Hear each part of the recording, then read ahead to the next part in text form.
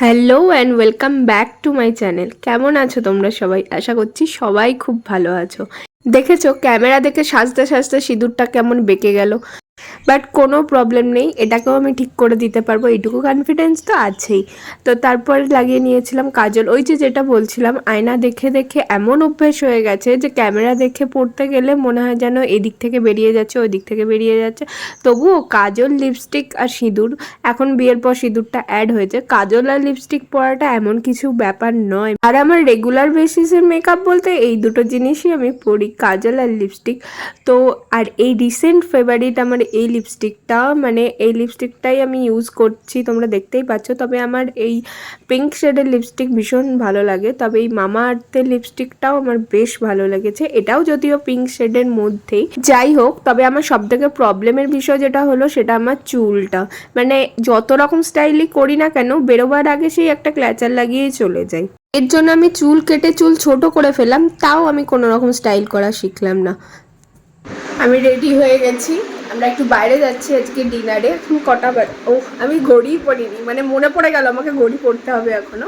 আমি already late. দেখি রনি কি করছে। চলো। রেডি হয়েছিস?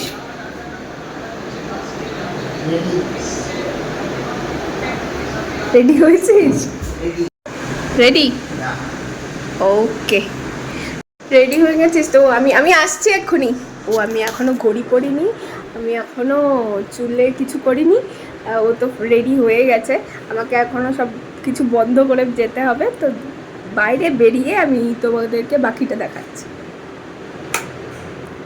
এই ঘড়িটা 10টা 2 কেন বাজছে? এটা আপাতত ঠিক চলছে, দেখি। হ্যাঁ, এটা আপাতত ঠিক চলছে, আমি এটাই পড়ি। আমাদের বেরোবার কথা ছিল ঠিক রাত 8টায়, তবে 24 মিনিট আমরা লেট। 8টা 24-এ আমি বেরিয়েছিলাম, দেখতেই পেলে। তো তারপর বেরিয়ে আমরা চলে এসেছিলাম সোজা গাড়ির পেট্রোল ভরাতে। এখন পেট্রোলের যে পরিমাণ প্রবলেম চলছে, তাতে কোথাও কোথাও তো পেট্রোল পাওয়া যাচ্ছে না। মানে যেখানে পাওয়া যাচ্ছে, স্টোর করে রাখা আছে, সেখানে এত হাই রেট করে দিয়েছে। যেমন আমাদের টাউনশিপের মধ্যেই এই পেট্রোল পাম্পটা, পার লিটার পেট্রোলের দাম 128 টাকা। বাইরে হয়তো একটু কম হতে পারে। হ্যাঁ, কালারটা আলাদা। ফাইনালি এখানে কোনো একটা ফাংশন চলছে, চলো দেখি কি ফাংশন চলছে, সেটা দেখা যাক। তো টাউনশিপের ভেতরে এসে দেখছি যে একটা বড় করে সেলিব্রেশন হচ্ছে। কিসের সেলিব্রেশন হচ্ছে সেটা দেখার জন্য গেলাম। তো দেখলাম যে এখানে শুধু মেয়েরা, মানে মেয়েরাই যেতে পারে, এন্ট্রি শুধু মেয়েদেরই আছে, ছেলেরা নট অ্যালাউড। তো ভাবলাম যে এখন কিসের এরকম ফাংশন চলছে। তারপরে গিয়ে দেখছি সেই ওমেন্স ডের ফাংশন এখনও নাকি বাকি আছে, মানে সেলিব্রেশন এখনও নাকি বাকি আছে। তবে যেদিন ওমেন্স ডে ছিল সেদিন বড় করে এখানে একটা সেলিব্রেশন হয়েছিল, তারপরেও আজকেও হচ্ছিল। আর এখানে কোনো কিছু হওয়া মানেই এত বড় করে হয় সেটা, মানে দেখতেই পাচ্ছ প্রচুর বড় স্টেজ বানিয়েছে, সেখানে ডিজে চলছে, সবাই নাচানাচি করছে, আর চারিদিকটা খুব সুন্দর করে সাজিয়েছে। শুধু তাই নয়, এখানে বিভিন্ন রকম ফুড কাউন্টার খুলেছে, যেখান থেকে তুমি একবারে খেয়ে দিয়ে বাড়ি যেতে পারো, এরকম একটা ব্যবস্থা। মানে সমস্ত রকম ব্যবস্থা এরা করে দেয়, তুমি এসো, জাস্ট এনজয় করো আর বাড়ি চলে যাও একটা দিনের জন্য। তো এই সুযোগ সুবিধাগুলো এখানে খুব আছে, মানে কাজ করতে করতে কারোর বোর লাগবে না, ওই জন্য এই সুযোগগুলো তাদের দেওয়া হয়েছে। তবে এখানে কোনো বড় প্রোগ্রাম চলছিল, মেনলি মেবি এটা ক্লাবের প্রোগ্রামই চলছিল, লেডিস ক্লাবের যে প্রোগ্রামগুলো হয় তাদেরই একটা চলছিল। তো কারণ এখানে আমি দেখেছিলাম প্রাইজ ডিস্ট্রিবিউশন হচ্ছিল, বিভিন্ন ধরনের ফাংশন হচ্ছিল যেখানে তারা পারফর্ম করছিল। তো এখানে শুধু মেয়েদের অ্যালাউ বলে রনিকে দেখো বাইরে দাঁড়িয়ে আছে, আর বাইরে দাঁড়িয়ে দাঁড়িয়ে ও বেচারা কী করবে। শুধু রনি একা না, এখানে যত কাপেল এসেছে, মেয়েরা তো ভেতরে গেছে দেখতে, ভিডিও করতে, ফটো তুলতে, বাট ছেলেগুলোর অবস্থা দেখো, ওরা বাইরে দাঁড়িয়ে থাকছে, মানে লজ্জায় ভেতরে যেতেও পারছে না, অথচ ফটো তুলে দেওয়ার জন্য ওরাই তো ভরসা, আর কাকে কে বলবে।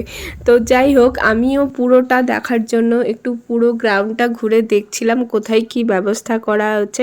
দেখলাম এখানে সবাই খুব ভালো এনজয় করছে। তবে আমরা যেহেতু একদম শেষ মুহূর্তে এসে পৌঁছেছিলাম, এই জায়গাটা একটু খালি খালি হয়ে গেছিলো, মানে হ্যাঁ যতজন ছিল সেই তুলনায় তো খালি হয়ে গেছিলো। ফাংশন দেখে আমরা চলে এলাম ডিনার করতে। এখানে আমরা এসেছিলাম একটা ভেজ রেস্টুরেন্টে, যেটা নাম হলো স্পাইস বক্স। এখানে এসে তো আমরা বেশ কিছুক্ষণ ওয়েট করেছিলাম, কারণ আমাদের ফ্রেন্ডদেরও আমাদের সাথে জয়েন করার কথা ছিল, তো ওরা আসছে বললো, তাই জন্য আমরা কিছুক্ষণ ওয়েট করে তারপরে ওরা আসার পর তারপর আমাদের খাবার অর্ডার করা হয়েছিল, কারণ এখানকার এক একটা ডিশ এক একজনের খুব প্রিয়, সেই মতো খাবার অর্ডার করা হয়েছিল। তো আমরা খাবার খেয়ে তারপরে চলে এসেছিলাম আইসক্রিম খেতে। আর জানোই তো, বন্ধুদের সাথে দেখা হয়ে গেলে তো কোথা দিয়ে সময় চলে যায় সেটা বোঝাই যায় না গল্প করতে করতে।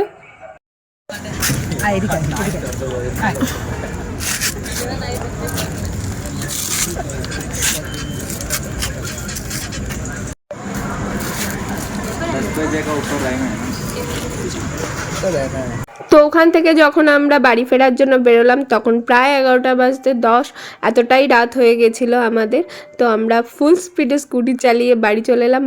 আর বাড়ি ঢুকতে ঢুকতে আমাদের 11টা তো বেজেই গেছিলো। তো আজকের ব্লগটা আমি এখানেই শেষ করছি। কেমন লাগলো অবশ্যই কমেন্ট করে জানিও। ভালো থেকো, সুস্থ থেকো।